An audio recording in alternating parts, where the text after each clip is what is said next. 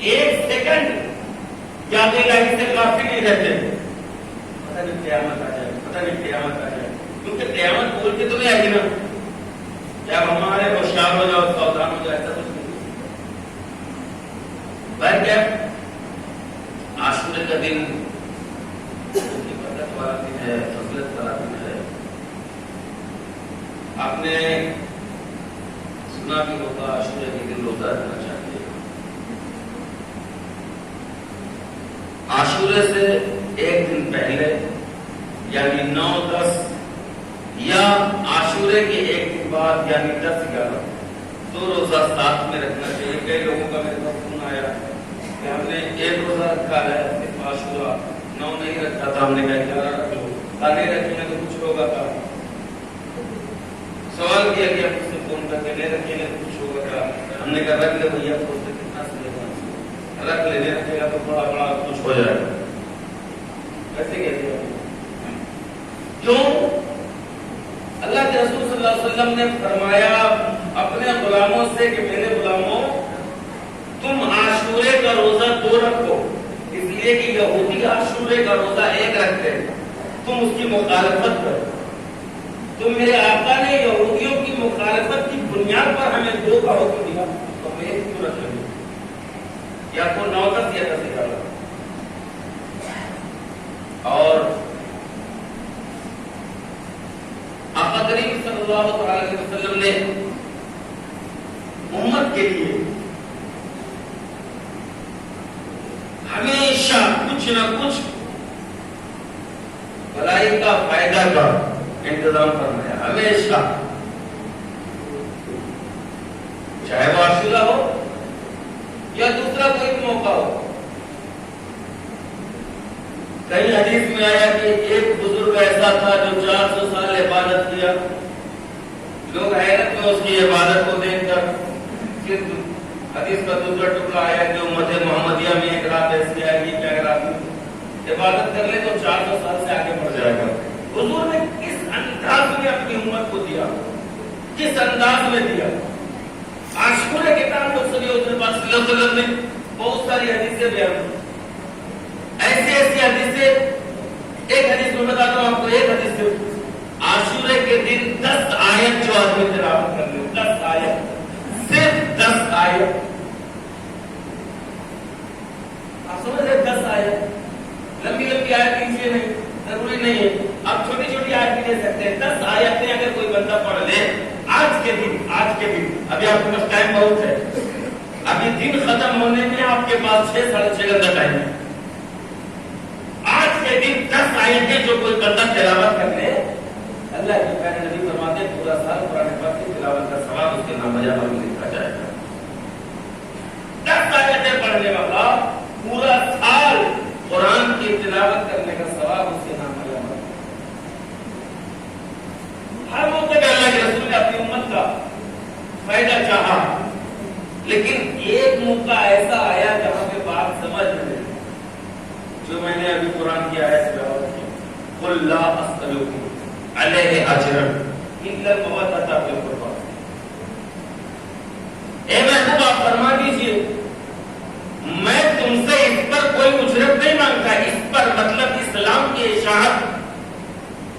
میں نے تمہیں قرآن دیا، میں نے تمہیں ایمان دیا، میں نے رب کی پہچان دی، میں نے رب کی معرفت دی، میں نے رب کی حقیقت، میں نے رب کی پہچان تمہیں بتائی، اور شریعت کے قانون میں نے تمہارے سامنے رکھے، اس پر میں تم سے کوئی اجرت نہیں مانگتا، کچھ نہیں۔ الا المودۃ، بس میرے یار سے محبت کرو، میرے قربا سے محبت کرو، میرے قرابت داروں سے محبت کرو، میرے رشتہ داروں سے محبت کرو۔ نبی نے اپنی امت سے اپنے آپ کی محبت مانگی۔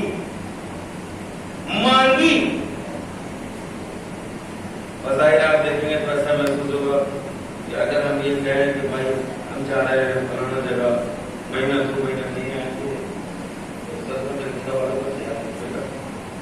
میرے گھر والوں کا خیال رکھیے گا، تو اب میرے گھر والوں کا فائدہ ہوگا آپ سے، آپ کو میرے گھر والوں سے تو کوئی فائدہ ہونا نہیں۔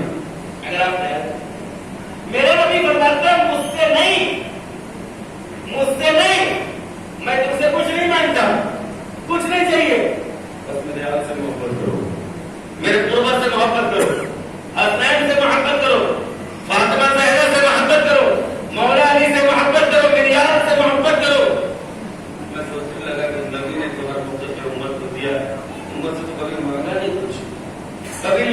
امت سے، اور یہ امت کی حیثیت کیا ہے کہ نبی کو دے،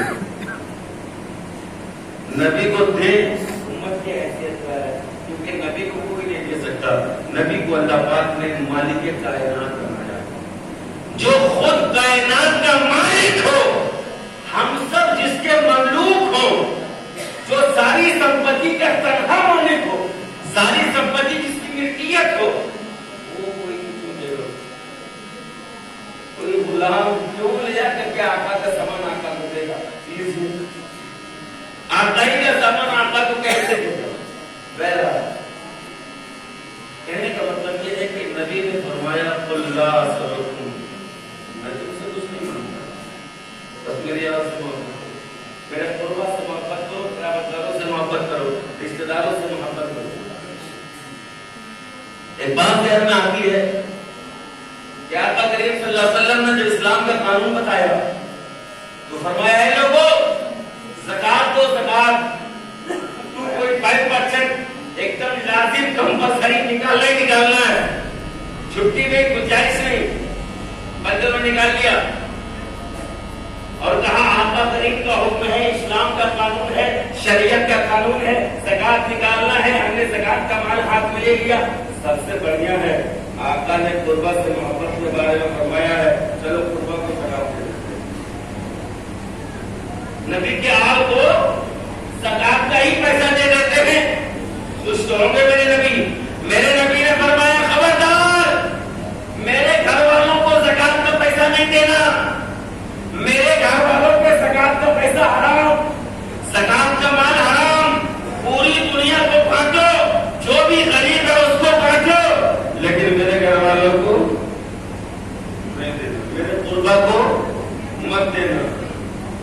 حیرت کی بات ہے میرے نبی نے زکات کا قانون بھی دیا تو اپنے قربا کو اس سے الگ کر دیا، اس لیے کہ امت میں جتنے افراد نبی سے محبت کرنے والے ہیں جب بھی وہ زکات نکالتے سب سے پہلے تلاش کرتے سید کہاں ہے، آل رسول کہاں ہے، نبی کا قربا کہاں ہے، قرابت دار کہاں ہے، جو نبی کا حال ہوگا اسی کو زکات دیں گے، اس لیے کہ زکات بھی ادا ہو جائے گی اور نبی بھی خوش ہو جائیں گے۔ لیکن نبی نے فرمایا خبردار میرے آپ کو زکات دینے کا حرام ہے، میرے آپ کو زکات نہیں دینا حرام ہے، یعنی یہاں بھی نبی نے زکات کا پیسہ اپنے گھر والوں سے روک دیا کہ فائدہ ہو تو امت کا ہو، میرے گھر والوں کا بھی۔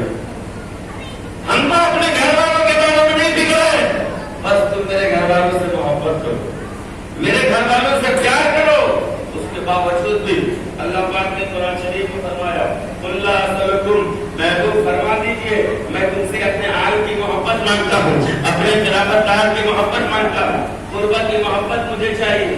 آخر کیوں نبی نے مانگا کیوں؟ اپنے قرابت داروں کی محبت مانگا کیوں؟ ہمیشہ تو نبی نے امت کو دیا ہے، ہمیشہ دیا ہے، یہاں پہ مانگا کیوں؟ اس میں نبی کا یہ نبی کے گھر والوں کا کیا فائدہ ہے؟ مان رہے ہیں نبی، اس کا فائدہ کیا ہے؟ جب غور کیا تو بات سمجھ میں آئی کہ جب کوئی بندہ دنیا میں آنا چاہتا ہے شکم مادر میں ہوتا ہے وہیں پہ لکھ دیا جاتا ہے یہ کب پیدا ہوگا، کب مرے گا، کیسے مرے گا، کس کنڈیشن میں مرے گا، کس حال میں مرے گا، سب کچھ وہاں پہ لکھ دیا جاتا ہے۔ فائنل، بالکل فائنل تقدیر مبرم بنا دی جاتی ہے، اب اس میں بال برابر بھی آگے پیچھے نہیں، رتی برابر بھی آگے پیچھے نہیں، سب لکھا جا چکا ہے۔ اب اس کے بعد کوئی بندہ دنیا میں آنے کے بعد اس کو سمجھ میں آئے کہ شہادت کا بڑا مقام ہے، شہادت کا بڑا درجہ ہے، اللہ کی بارگاہ میں دعا کرے میرے مولا ہم شہید ہو کے مرنا چاہتے ہیں، ہم شہید ہو کے مرنا چاہتے ہیں، ہم شہید ہو کے مرنا چاہتے ہیں۔ ادھر پہلے تو لکھا جا چکا تھا، چینج ہوگا، جو لکھا دیا پہلے وہ ہمارے اور آپ کی دعا مانگنے سے چینج ہوگا؟ تھوڑا سا سوچو، تھوڑا سا سوچو، چینج ہوگا؟ موت کا ٹائم، انداز مرنے کا سب کچھ فکس ہے، اب چینج نہیں ہوگا۔ ہاں آپ دعا مانگیں گے تو دعا مانگنے کا سبب آپ کو بھلے مل جائے گا، لیکن وہ چینج نہیں ہوگا. تو پھر ایک بندہ دعا مانگ رہا، اس کی دعا قبول کیوں ہو رہی؟ اب اور طریقہ سنو. آپ سوچیں کہ سرفراز کدھر کدھر ٹہل رہا ہے، کہیں نہیں جا رہا، میں ایک ہی مقام پر اب تک کھڑا ہوں. غور کرو، طریقہ سنو. اللہ نے فرمایا ہے محبوب آپ فرما دیجئے میں تم سے صرف آل کی محبت مانگتا ہوں اور کچھ نہیں مانگتا، قربہ کی محبت مانگتا ہوں اور کچھ نہیں مانگتا. اور ادھر جب بندہ قربہ سے محبت کرنے لگے گا، جب ایک مسلمان نبی کی آل سے بے پناہ محبت کرنے لگے گا، محبت کرنے میں اس مومن کو، اس مسلمان کو، نبی کی ساری امت کو کیا فائدہ ہوگا؟ سنو. آقا نے ارشاد فرمایا مماتا علی حب آل محمد ماتا شہیدا. اگر کوئی میری آل کی محبت میں مرے گا تو چاہے جس کنڈیشن میں مرے، جس انداز میں مرے، جس طرح سے مرے، وہ جب بھی مرے گا شہید کی موت مرے گا، اس کو شہادت کا درجہ دیا جائے گا. اللہ پاک اس کو شہادت کے مقام پر فائز فرمائے. اب آپ پتہ چلے گا قرآن شریف میں جو اللہ تعالیٰ نے فرمایا ہے محبوب آپ مولیے کہ مجھے میرے آل کی محبت چاہیے، آل کی محبت ہو. اس میں بھی امتی کا فائدہ ہے. اگر امت نبی کے آل سے محبت کرتی ہے، نبی کے پیاروں سے محبت کرتی ہے، نبی کے گھر والوں سے محبت کرتی ہے، تو اس میں بھی فائدہ امت ہی کا ہے کہ زندگی میں جب کبھی بھی موت کا فرشتہ آئے گا، جس انداز میں لے جائے گا، جس طرح بھی لے جائے گا، اللہ اپنے کرم سے نبی کے آل سے محبت کی بنیاد پر اس بندے کو شہید کا مرتبہ عطا فرمائے گا، شہادت کے درجے میں وہ فائز ہو جائے گا. ملت کے نوجوانوں، بزرگوں اور دوستوں، اتنی تفصیل کا وقت جمعہ میں رہتا نہیں کہ میں بہت تفصیل سے گفتگو کروں. حالانکہ اس آیت کریمہ کے ذیل میں بہت ساری باتیں دماغ میں اتر رہی ہے. میں آپ کو کیا کیا بتاؤں، بس انہیں چند باتوں کے ساتھ میں اپنی گفتگو کو سمیٹتا ہوں. آپ ان باتوں پہ ایک مرتبہ پھر غور کر لیں، بس انہیں چند باتوں پہ ایک مرتبہ پھر غور کریں. اللہ پاک نے فرمایا میرے محبوب امت سے اپنے آل کی محبت مانگو، یعنی اے لوگوں میرے آل سے محبت کرو. امت آل سے محبت کرے گی. جب آل سے محبت کرے گی تو اس محبت میں جب کبھی بھی اس کی موت آئے گی وہ شہادت کے درجے پر فائز ہو جائے گا. ایک بات. دوسری بات یہ ہے کہ جو آدمی نبی کی آل سے محبت کرے گا، اچھا محبت بھی محبت کے طریقے سے ہونا چاہیے. محبت بھی کچھ لوگوں نے ایسی محبت کی ہے نبی کی آل سے، یہ محبت کر کے کافر ہو گئے. بس فرمائیے آج بھی کچھ لوگ دنیا میں ایسے ہیں جو نبی کے آل سے اتنی محبت کی کہ کافر ہو گئے. اسلام بچا نہیں ان کے پاس، ایمان بچا نہیں ان کے پاس، ختم ہو گئے، فنش. محبت کرتے کرتے حسین پاک کو، مولا علی کو اتنا مقام دے دیا کہ بات سمجھ میں آئی. تو نبی کے آل سے محبت کرنا ہے، اس طرح محبت کرنا ہے جس طرح محبت کرنے کا حق ہے. محبت کی کئی قسمیں ہوتی ہیں، دو تین قسمیں آپ میرے سامنے سمجھ لیجیے، اس کے بعد آپ گھر جا کر کے اس کو پریکٹس کیجیے. محبت اپنی ماں سے بھی کرتے ہیں، وہ ایک عورت ہے. محبت اپنی بیوی سے بھی کرتے ہیں، وہ بھی ایک عورت ہے. محبت اپنی بیٹی سے بھی کرتے ہیں، وہ بھی ایک عورت ہے. محبت اپنی بہن سے بھی کرتے ہیں، وہ بھی ایک عورت ہے. چاروں محبت، چاروں عورت، چاروں محبت، چاروں عورت. کیسے فرق کریں گے آپ؟ یہاں فرق نہیں کر سکتے، آپ گھر جائیں گے تب ہو جائے. چاروں محبت، چاروں عورت. ارے نبی نے فرمایا میری آل سے محبت کرو. اللہ کی عزت کی قسم، جو بندہ نبی کی آل سے ٹوٹ کے محبت کرے گا اس کی دنیا بھی کامیاب، اس کی آخرت بھی کامیاب. لیکن جو بندہ اسی محبت میں خلو کر دے آگے بڑھ جائے، اتنا آگے بڑھے کہ بعض مقامات پہ میں نے خود سنا اپنے کان سے، بعض مقامات پہ تو اس کو خدا تک پہنچا گیا. حسین نہیں خدا ہے، علی نہیں خدا ہے، وہ ڈائریکٹ کر رہے بالکل. تو محبت میں اتنا آگے بڑھا کہ نبی سے درجہ بڑھایا، خدا تک پہنچا دیا. استغفر اللہ. تو آل محمد سے، نبی کی آل سے محبت، یہ دنیا میں بھی بھلائی اور آخرت میں بھی بھلائی، دنیا میں بھی کامیاب و کامران، آخرت میں بھی کامیاب و کامران، اور اس کے درمیان جو پل یعنی موت ہے، اللہ پاک کو موت بھی ہم کو اگر دے گا تو شہادت کی موت عطا فرمائے گا۔ اب یہ آیت پاک کے تناظر میں جو باتیں میں نے ذہن میں لی تھی وہ میں نے آپ کے سامنے پیش کر دی۔ اب آخری بات، آج جمعہ کا دن ہے، محرم کی 10 تاریخ، یہ آخری بات ہے، جمعہ کا دن ہے، محرم کی 10 تاریخ ہے۔ آج کے دن امام علی مقام رضی اللہ تعالیٰ عنہ کرب و برا کے میدان میں شہید ہوئے، اور شہادت کا جو وقت تھا،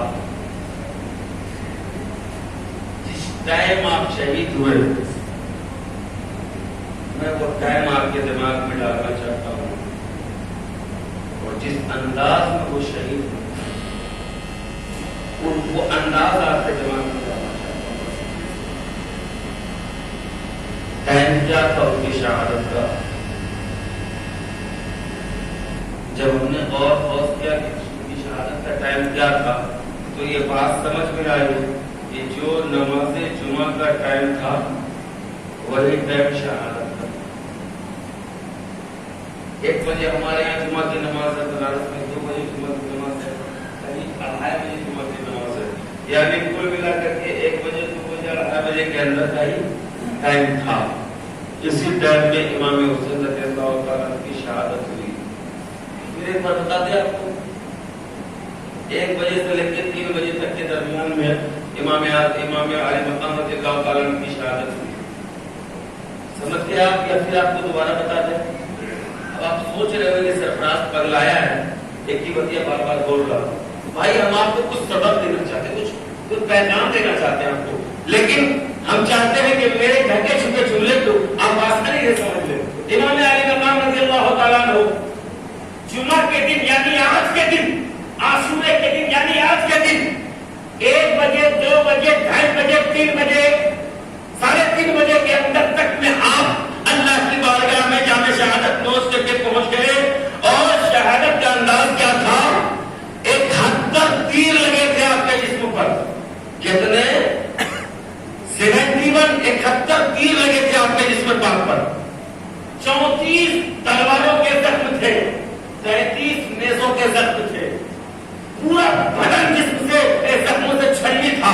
138 زخم ٹوٹل تھے، لگ بھگ 138 زخم لگے تھے، اور میرے خیال سے زخم لگنا شروع ہوا ہوگا تو 1 بجے سے زخم لگنا شروع ہوا ہوگا، 1:30 بجے سے شروع ہوا ہوگا، 3 بجے تک زخم لگتا ہی رہا ہوگا۔ 3 بجے امام پاک گھوڑے سے زمین پہ تشریف لائے ہوں گے۔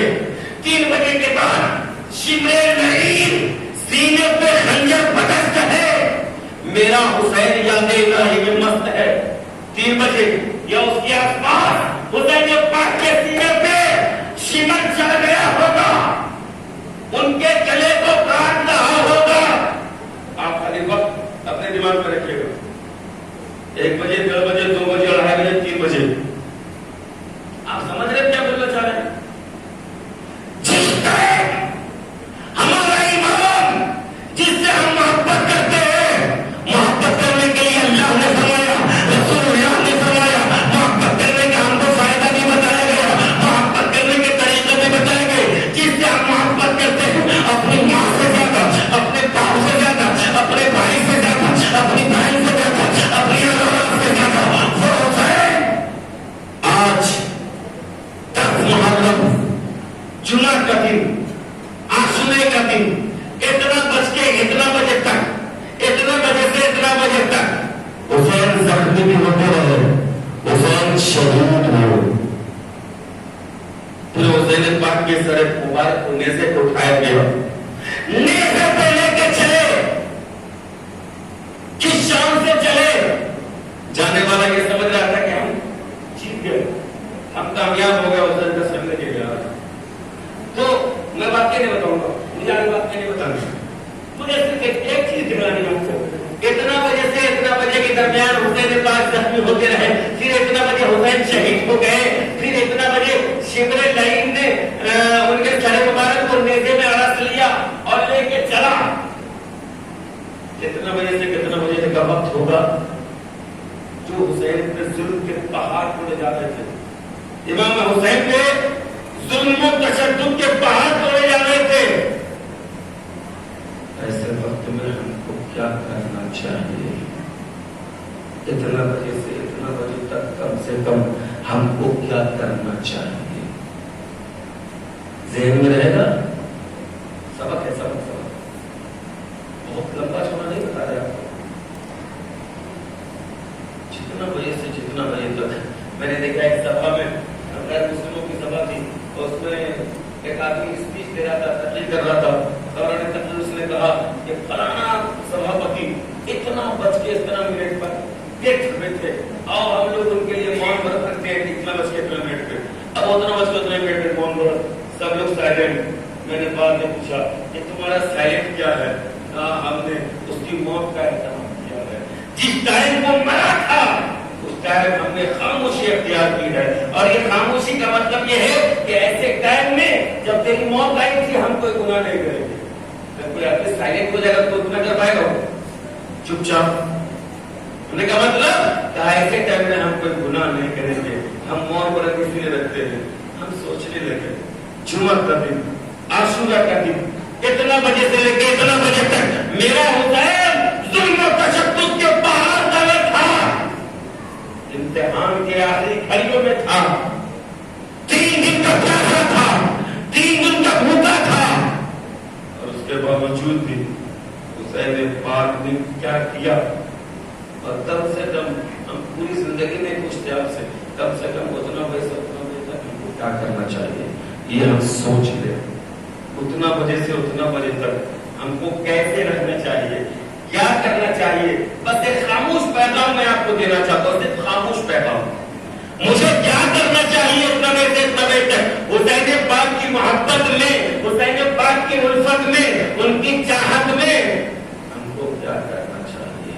حسین کے سینے میں جب شمع سوار ہوا تو حسین نے فاطمہ فرمایا، ارے نادان، میرے سینے پہ سوار ہے تو مجھے قتل کرنا چاہتا ہے، یہ بتا آج کون سا دن ہے؟ شمر نے کہا جمعہ کا دن ہے۔ کہا اس وقت لوگ دنیا میں مسلمان کیا کر رہے ہوں گے؟ شمر نے کہا اللہ کی بارگاہ میں سجدہ کر رہے ہوں گے۔ حسین پاک نے فرمایا نادان، اگر پوری دنیا کا مسلمان سجدہ کر رہا ہے تو کیا تیرے نبی کا بیٹا، تیرے نبی کا نواسا ایک سجدہ بھی نہیں کر سکتا؟ سینے سے ہٹ جا اور مجھے اپنے رب کی بارگاہ میں سجدہ کرنے دے۔ شمر لعین کو احساس ہو گیا، شمر لعین کو احساس ہو گیا، یار ہم سجدہ نہیں کر رہے، کم سے کم ان کو تو کر لیتے۔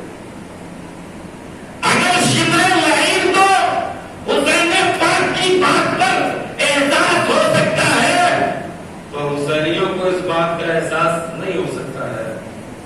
اگر خیال کرے آپ، سوچے آپ، سرفراز کیا بتانا چاہتا ہے وہاں تک پہنچے آپ، کس گہرائی میں ہم آپ کو لے کے جانا چاہتے ہیں وہاں تک پہنچے آپ، تو انشاءاللہ تعالی ہم کو لگتا ہے یہ چند گھڑیاں آپ کی زندگی میں انقلاب لا سکتی ہے، یہ چند گھڑیاں آپ کی زندگی میں انقلاب لا سکتی ہے۔ ایک ایسا انقلاب، ایک ایسا انقلاب، ایک ایسا انقلاب۔ حضرت بشر حافظ رحمۃ اللہ علیہ کی بات آپ کو معلوم ہوگی، حضرت بشر حافظ شراب کی بھٹی چلاتے تھے، شراب خانہ دادا لمبا چوڑا ہوتا، بھٹی چلاتے تھے۔ ایک دن جا رہے تھے، بسم اللہ لکھا ہوا دیکھا تو اللہ کے نام سے اٹھایا، چوم لیا، آنکھوں سے لگا، احترام سے کہنے لگتے ہیں زندگی کا ایک لمحہ تھا، یہ ایک لمحہ تھا زندگی کا، اللہ کو پسند آ گیا، سبحان اللہ، اللہ کو پسند آ گیا، اللہ پاک نے ان کو ولی کامل بنا دیا، اسی ایک لمحے سے، اسی ایک لمحے سے اللہ پاک نے ان کو ولی کامل بنا دیا۔ میرے بھائی، اگر ہم آج امپورٹنٹ دن ہے ہمارے لیے، جو اسپیشل دن ہے ہمارے لیے، اگر اس امپورٹنٹ دن میں اتنے سے اتنے وقت میں اگر ہم کچھ ایسا کام کریں جو امام حسین کو پسند ہو تو کیا بہتر نہیں ہوگا؟ مسجد میں بولنا حرام ناجائز نہیں ہے، آپ منہ سے بھی بول سکتے ہیں، سر ہلا کے بھی بول سکتے ہیں، مسجد میں بولنا گناہ حرام نہیں ہے۔ میرے سوال کا جواب دینا گناہ نہیں ہے، آپ بتائیں کہ یہ بہتر نہیں ہوگا کہ 1 بجے سے لے کے 3 بجے تک 4 بجے تک सर मुबारक को जब सिमर लेके जा रहा था, अंधेरा फैलने तक कम से कम हम कुछ ऐसा करें जो हुसैन को तकलीफ न हो, कुछ ऐसा करें कि वो है हुसैन को खुशी हो, कुछ ऐसा करे कि हुसैन पाक के दिल को खुशी मिले, कुछ ऐसा करे कि तमाम शहीदा ने करबला के दिल को खुशी मिले।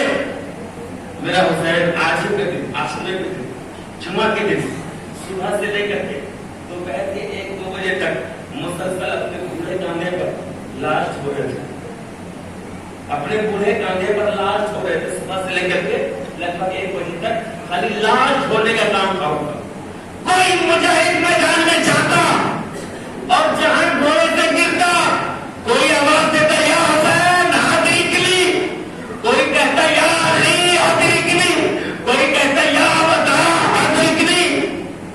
बस हुसैन दौड़ के जाते, उनका जनाजा करते, उठाते, लेके अपने खेमे के दरवाजे पे लाशों की लाख लगाते, लाशों की लाख। तुम्हारे घर में एक जनाजा हो जाए तुमसे बर्दाश्त नहीं होता, कलेजा फाड़ते हो, कपड़े फाड़ते हो, बाल बसते हो। हुसैन लाशों की लाख लगा रहे थे। आज ही के दिन सुबह से, आज ही के दिन सुबह से हर जुमा में आपके यहाँ तकरीर में 2-4-5 मिनट लेट हो जाती है, मगर मैं लेट नहीं करता हूँ। आज लेट मुझसे भी हो जाएगी, बर्दाश्त करना, क्योंकि बड़ी मुश्किल से होता है। हजारों साल नरगिस अपनी बेरूनी पे रोती है, बड़ी मुश्किल से होता है चमन में हिदायत पैदा। बड़ी मुद्दतों के बाद एक ऐसा दिन आया है जो जुमा भी है, आशूरा भी है। अल्लाह अकबर, ये दोनों साथ साथ है। इसलिए मुझे बताने दो, मुझे कहने दो, 2-4 मिनट बर्दाश्त करो। बहुत दिन मैंने टाइम पर तकरीर खत्म की है। मुसलमानों तवज्जो दो। मेरा हुसैन सुबह से जनाजा हो रहा, लाशें हो रहा, अपने बूढ़े कर देते और के दरवाजे में नक्शों पे लाट लगे हैं। अंदर में शहजादियां हैं, अंदर में इस्लाम की मुकद्दस शहजादियां हैं। वो शहजादियां रो रही है या नहीं रो रही है, सीना पीट रही है या नहीं पीट रही है, जरा खेमे के अंदर से मालूम करो। जब पता किया तो मालूम हुआ दिल को सबका दुख रहा है, आंखें सबकी जारी है, आंसू गिर रहे हैं, लेकिन जबान साइलेंट है। जबान से सिर्फ अल्लाह का जिक्र है, जबान पे सिर्फ अल्लाह उसके रसूल का जिक्र है। कोई भी बामिला नहीं करती, कोई भी तमाशा नहीं करती, कोई भी चीखती चिल्लाती नहीं। यहाँ तक कि इमाम हुसैन शहीद हो गए। जब इमाम हुसैन शहीद हुए लगभग 2:30-3 बजा होगा, 3:30-4 बजा हो गया, उनके जनाजे को घोड़ों से रौंदा गया, घोड़ों से रौंदा गया। और जो जनाजे हुसैन ला ला करके रखे थे, एक जुमला दे रहा हूं, जो जनाजे हुसैन ला ला करके जमा किए थे, लाख लगा के रखे थे, उन जनाजों को फिर वहां से घसीट के घोड़ों के टांगों से रोंदा गया, हड्डियों तक का सुरमा बनाया गया, गोश्त का दीवा बनाया गया, सारी लाशों को रोक दिया गया, खेमे हुसैन को आग लगा दिया गया।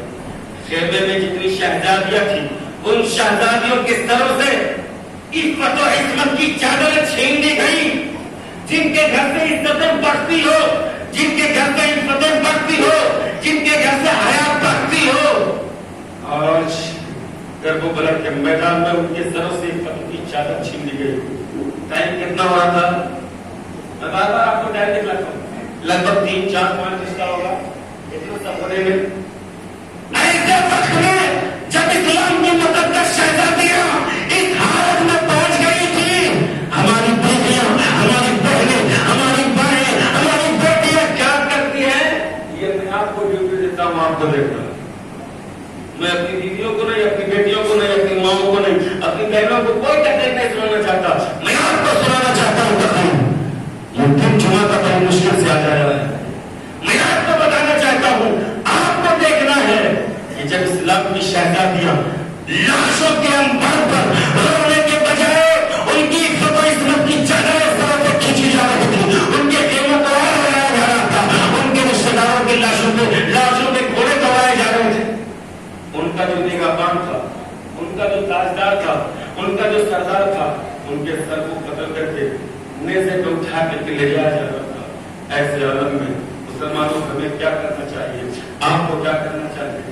अपनी बेटियों के साथ, अपनी बहनों के साथ, अपनी माओं के साथ, अपनी बीवियों के साथ हमारा आज का रवैया कैसा होना चाहिए? हमें उनके साथ कैसा सबक, उनको कैसा सबक देना चाहिए?